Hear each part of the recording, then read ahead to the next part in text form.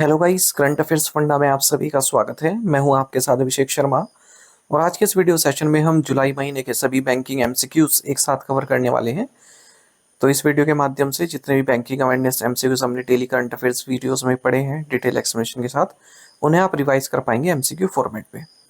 और इस तरह के बैंकिंग एमसीक्यूज की वीडियोस आपको हर महीने की मिल जाएगी, जनवरी से लेकर अब तक की प्लेलिस्ट में जाकर आप जरूर चेक कीजिएगा। और ये जो वीडियोस बनाने का पर्पस है हमारा इस बैंकिंग एमसीक्यूज का, ये रहता है कि आपका रिवीजन अच्छे से हो सके।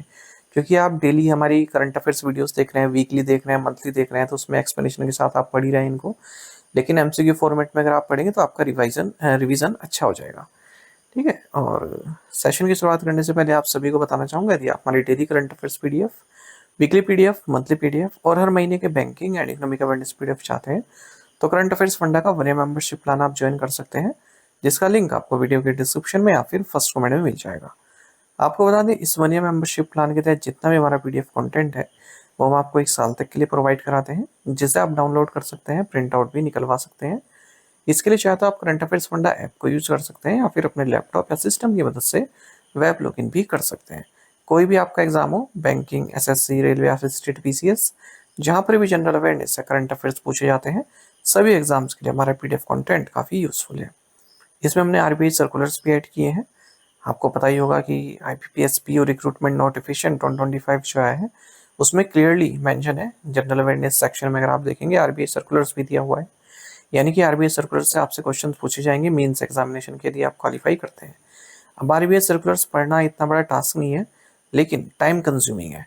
अगर आप आरबीआई की वेबसाइट से इसको पढ़ना चाहें तो पढ़ सकते हैं, पर आप देखेंगे 3-3, 4-4 पैराग्राफ में, इससे ज़्यादा भी आरबीआई सर्कुलर्स दिए रहते हैं और उनकी जो लैंग्वेज है वो इतनी आसान नहीं होती समझनी।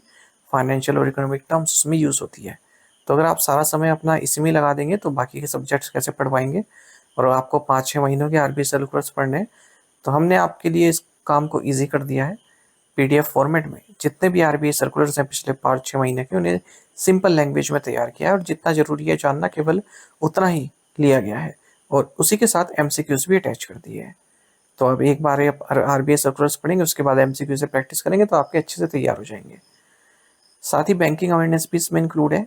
कंप्लीट बैंकिंग अवेयरनेस हमने आपको इसमें पढ़ाया है। न केवल आपके बैंकिंग मेंस एग्जाम, बल्कि अगर आप बैंकिंग इंटरव्यूज देते हैं, जैसे SBI PO, IBPS PO, RRB PO, even RBI grade B, तो इन सभी एग्जाम्स में या फिर इंटरव्यूज में जो आपसे बैंकिंग नॉलेज पूछी जाती है, उसे आप आंसर कर पाएंगे इस बैंकिंग अवेयरनेस कोर्स को पढ़कर। और इसी में इंडियन इकोनॉमी पढ़ाई गई है, जो एसएससी, रेलवे, स्टेट पीसी जैसे एग्जाम्स में पूछी जाती है। और इंश्योरेंस से रिलेटेड एक डेडिकेटेड चैप्टर भी दिया गया है, जिससे इंश्योरेंस के बेसिक्स आपके क्लियर हो जाएंगे। क्या इंश्योरेंस की हिस्ट्री रही है भारत में, और क्या प्रेजेंट है, और फ्यूचर में इंश्योरेंस इंडस्ट्री का जो पेनिट्रेशन है वो कितना रहने वाला है, सब कुछ इसमें बताया गया है। तो हर चीज़ आपको केवल एक ही पीडीएफ कोर्स में मिल रही है, वो भी 1 साल की वैलिडिटी के साथ। तो एक ही बार आपको कोर्स बाय करना है। पूरे साल भर जितने भी आप एग्जाम देंगे उनमें करंट अफेयर्स आपका यही काम आएगा, क्योंकि अपडेट होता रहेगा हर महीने। ठीक है। तो इंडियन इकोनॉमी और बैंकिंग अवेयरनेस, इंश्योरेंस, सब कुछ एक ही कोर्स में मिलेगा। कहाँ पर? करंट अफेयर्स फंडा ऐप पर। ऐप का लिंक वीडियो के डिस्क्रिप्शन में भी दिया गया है और फर्स्ट कमेंट में भी पिन कर दिया गया है। तो लिंक पर क्लिक कीजिए, ऐप को इंस्टॉल कीजिए। लॉगिन करने के बाद आप ये कोर्स बाय कर सकते हैं। फिर भी कोई डाउट अगर आपका रहता है तो हमारा कस्टमर केयर नंबर है 8448169188। इस पर आप कॉल कीजिए या फिर व्हाट्सएप करके भी जानकारी प्राप्त कर सकते हैं। तो बिना किसी तरीके शुरुआत करते हैं इस वीडियो सेशन की। सेबी ने बीएसई पर कितना जुर्माना लगाया है? राइट आंसर ऑप्शन सी है, 25 लाख रुपीस। किस कंपनी को अपना म्यूचुअल फंड कारोबार शुरू करने के लिए सेबी की मंजूरी मिल गई है, जो एक महिला द्वारा स्थापित भारत का पहला फंड हाउस बन गया है? राइट आंसर ऑप्शन सी है, द वेल्थ कंपनी। किस अंतर्राष्ट्रीय वित्तीय संस्थान ने त्रिपुरा में बुनियादी ढांचे के विकास के लिए 975.26 करोड़ रुपए का ऋण मंजूर किया है? Option B, Asian development Bank. SEBI से लघु एवं मध्यम रियल एस्टेट निवेश ट्रस्ट पंजीकरण प्रमाण पत्र प्राप्त करने वाली भारत की पहली सार्वजनिक सूचीबद्ध कंपनी कौन सी है? Option D, Aurum PropTech. हाल ही में किस भुगतान बैंक को भारतीय रिजर्व बैंक द्वारा अनुसूचित बैंक का दर्जा दिया गया है? ऑप्शन बी है, एनएसडीएल पेमेंट्स बैंक। किस बैंक ने गति बचत खाता लॉन्च किया है? Option A, Fino payments bank. March 2025 के लिए आरबीआई का फाई इंडेक्स कितना रहा है? Option C, 67। किस बैंक ने 25,000 करोड़ रुपए तक का क्वालिफाइड इंस्टीट्यूशनल प्लेसमेंट लॉन्च किया है? Option C State Bank of India. RBI के अनंतिम आंकड़ों के अनुसार 31 मार्च 2025 तक सार्वजनिक क्षेत्र बैंकों का गैर निष्पादित परिसंपत्ति मूल्य कितना है? Option C 2.83 trillion rupees. KredX ने डिजिटल व्यापार प्राप्य छूट का विस्तार करने के लिए किस सार्वजनिक क्षेत्र के बैंक के साथ साझेदारी की है? ऑप्शन ए कैनरा बैंक।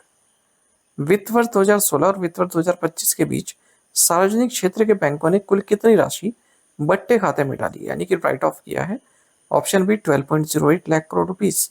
सबसे ज्यादा स्टेट बैंक ऑफ इंडिया ने किया है, फिर यूनियन बैंक ऑफ इंडिया, फिर पीएनबी, फिर कैनरा बैंक, फिर बैंक ऑफ बड़ौदा। यदि हम पब्लिक सेक्टर बैंक की बात करें, किस नियामक संस्था ने क्लियरिंग कॉर्पोरेशन के रूप में कार्य करने के लिए multi commodity exchange clearing corporation limited की मान्यता को नवीनीकृत किया है? ऑप्शन बी है सेबी। फोन पे और एसबीआई कार्ड्स द्वारा लॉन्च किए गए नए सह ब्रांडेड क्रेडिट कार्ड का नाम क्या है? ऑप्शन डी फोन पे एसबीआई कार्ड सेलेक्ट ब्लैक। शहरी सहकारी बैंकों में लेखा कार्य को मजबूत करने के लिए किन दो संगठनों ने एक समझौता ज्ञापन पर हस्ताक्षर किए? Option D NUCFDC and institute of internal auditors India. Shriram life insurance company ने जीवन बीमा पहुंच का विस्तार करने के लिए किस बैंक के साथ साझेदारी की है? Option B ESAF small finance bank. March 2025 के लिए भारतीय रिजर्व बैंक डिजिटल भुगतान सूचकांक कितना है? Option C 493.22। उस क्रॉस बॉर्डर भुगतान प्लेटफॉर्म का नाम क्या है जिसे हाल ही में क्रॉस बॉर्डर लेन देन के लिए ऑनलाइन भुगतान एग्रीगेटर के रूप में संचालित करने के लिए आरबीआई से सैद्धांतिक प्राधिकरण प्राप्त हुआ है? Option A एक्सफ्लो।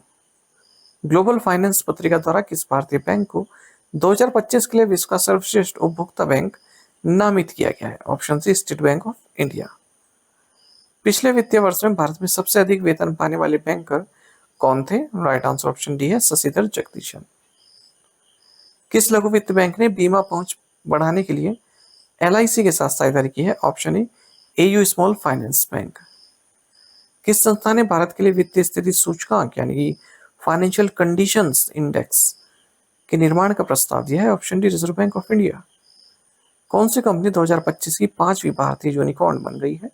Option C जंबोटेल। Slice ने किस तकनीक पर आधारित भारत की पहली भौतिक बैंक शाखा खोली है? Right answer option D unified payments interface UPI. Standard chartered bank और सीसीआईएल आईएफएससी लिमिटेड के बीच हस्ताक्षरित समझौते का मुख्य उद्देश्य क्या है? To enable real time US dollar transactions settlement at GIFT City. किस बैंक ने बैंक एश्योरेंस गठबंधन के लिए शेमा जनरल इंश्योरेंस लिमिटेड के साथ साझेदारी की है? ऑप्शन सी करूर वैश्य बैंक। एसबीआई ने किन दो शहरों में अपने वैश्विक व्यापार वित्त केंद्रों का उद्घाटन किया? Option B Kolkata and Hyderabad. किस बैंक ने Indie for business platform launch किया है? Option D IndusInd bank. किस अंतरराष्ट्रीय वित्तीय संस्थान ने हरित बुनियादी ढांचे के लिए आदित्य बिरला कैपिटल लिमिटेड में 1301 करोड़ रुपए का निवेश किया है? Option D Asian infrastructure investment bank. कौन सा बैंक गुजराती गिफ्ट सिटी में अंतरराष्ट्रीय वित्तीय सेवा केंद्र बैंकिंग इकाई स्थापित करने की मंजूरी प्राप्त करने वाला यूएई आधारित बैंक बन गया है? Option B Mashreq bank. SBI की रिपोर्ट के अनुसार एसबीआई ने वित्त वर्ष 2025 के दौरान भारत में वित्तीय सेवाओं के सकल मूल्य वर्धित में कितने प्रतिशत का योगदान दिया? Option C 8.7%। कोलंबिया और उज्बेकिस्तान को शामिल करने के बाद न्यू डेवलपमेंट बैंक की कुल सदस्यता कितनी है? Option C 11। किस संगठन ने बैटरी ऊर्जा भंडारण परियोजना के लिए इंडीग्रिड को 460 करोड़ रुपए देने की प्रतिबद्धता जताई है? Option B IFC. किस अंतर्राष्ट्रीय कोष ने भारत में स्वच्छ ऊर्जा वित्त पोषण के लिए 200 मिलियन यूएस डॉलर की मंजूरी दी है? Option C green finance fund. किस अंतर्राष्ट्रीय संगठन ने universal health coverage practitioners and experts knowledge exchange and resources launch किया? Option B Asian development bank. RBI ने श्रीराम फाइनेंस लिमिटेड पर कितना जुर्माना लगाया है? Option D 2.70 lakh rupees. RBI द्वारा एचडीएफसी बैंक पर लगाए गए मौद्रिक जुर्माने की राशि कितनी है? Option D 4.88 lakh rupees. किस वित्तीय संस्थान ने एआईआईबी से 100 मिलियन यूएस डॉलर का वित्त पोषण प्राप्त किया है? Option B IIFL home finance.